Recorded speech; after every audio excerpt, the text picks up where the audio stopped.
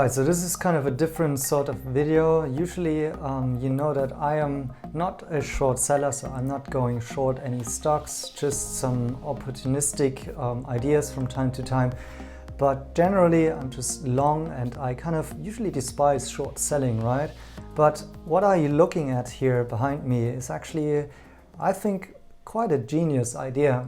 And it is just disclosed by Bridgewater Associates, so that's the hedge fund by Ray Dalio, and it's disclosing their positions, and it appears to me that Ray Dalio is pretty much short Europe, the European economy, and Germany in particular.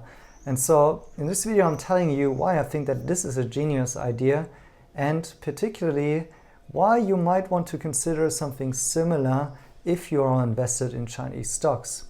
So first of all, you see a couple of companies in there like Allianz, Siemens, Bayer, a company that I am actually long, which is Infineon Technologies, although I sold about 2/3 of my position there.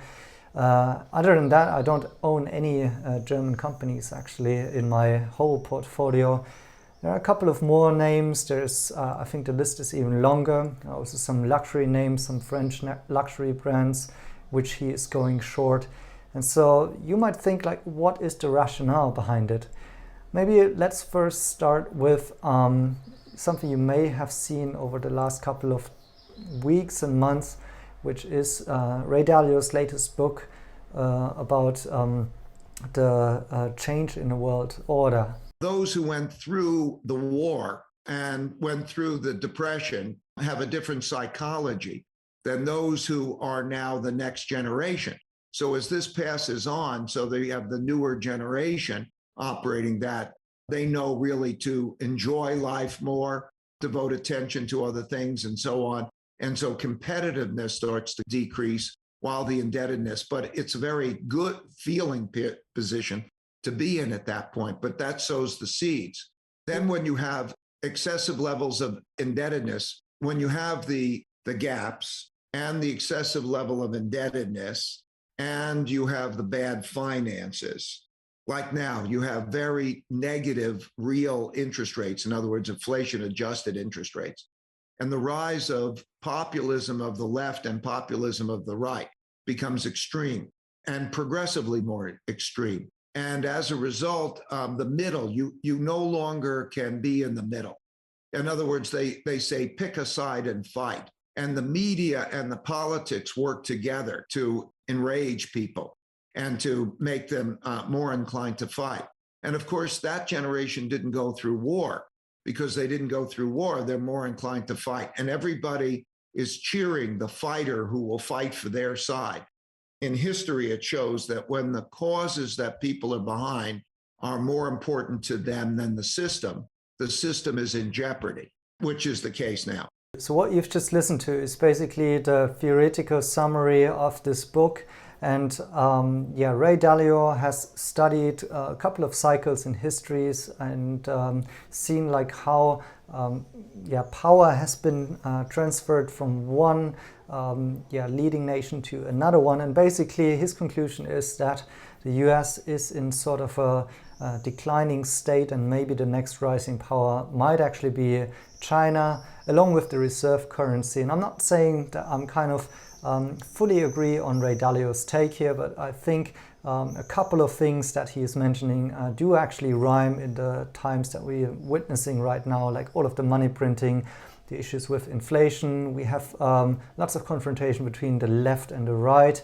You see the role of the media, all of sorts of signals coming up with Elon Musk buying Twitter.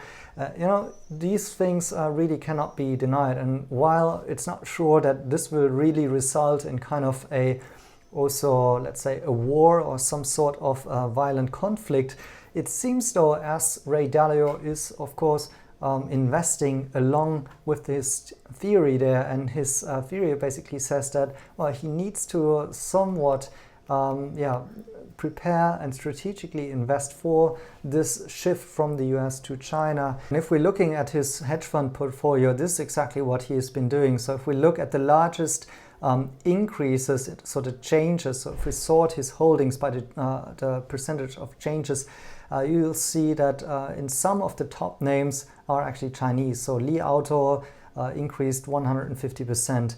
Pinduoduo increased 85%, Alibaba increased 75%, NIO increased 73%, Baidu increased 50%. He's also been pretty bullish on ExxonMobil recently. We know that energy was running quite well, and I would say that he's most likely now exiting energy pretty soonish, but we'll see with the next filings. Anyways, it seems like he is kind of, investing in China. And so he's got this big risk. What will happen in the potential event of an actual conflict?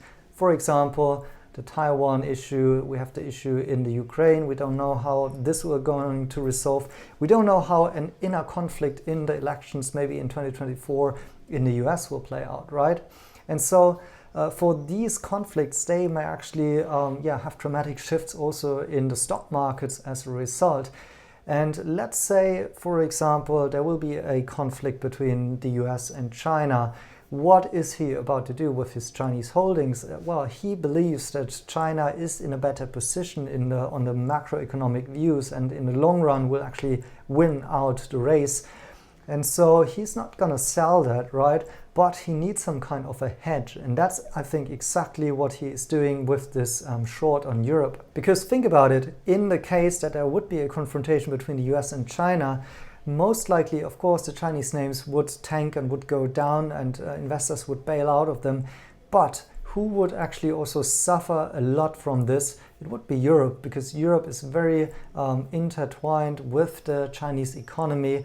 And also with all of the issues that are currently coming up in the energy markets, Europe, and in particular Germany, is actually very much at risk here of losing its economic power. And so it makes a lot of sense to not only bet of a recession possibly happening in Europe, and also the issues around the German energy crisis here, but also using this as a way that in case his Chinese holdings are going down, well, also the European holdings will go down, and in that case he will make a lot of money on that particular event. And actually just today we had the news by the German economy minister Habeck, who says that the situation of the energy crisis is actually becoming much worse than the coronavirus pandemic for the German economy. And he says that reduced gas supply by an attack of the Russian on us is on another dimension, and actually already this winter could cause some severe problems. And so Germany, well, they cut down on their nuclear plants, and so shifted to Russian gas. Now we have the crisis with the Ukraine. Now the Russian gas may not come in anymore, and we're now reactivating, imagine that, we're reactivating our coal plants. And I mean, like, in an age where we should care about renewables and a sustainable future, right? That's what Germany is doing. So a completely messed up situation in the energy market, and this will have huge results on our economy and our industrial nation here in Germany. And so this already makes sense to go short some of these companies here, although it's not a nice thing. But I think in the event of, or in the case of Ray Dalio here, this is actually based on this macro call that he thinks there will be a shift from the US and China to China in a very long run. And in the case of let's say a war or conflict, there might be an issue with Chinese equities, but then if they tank, then the European stocks will tank as well. So this is why I think he is betting against Europe. Anyways, I think this strategy makes a lot of sense, although I don't think it's the nicest thing to do. But, well, let me know in the comments whether or not you think he's right or not. Thank you guys for watching, and see you in the next one.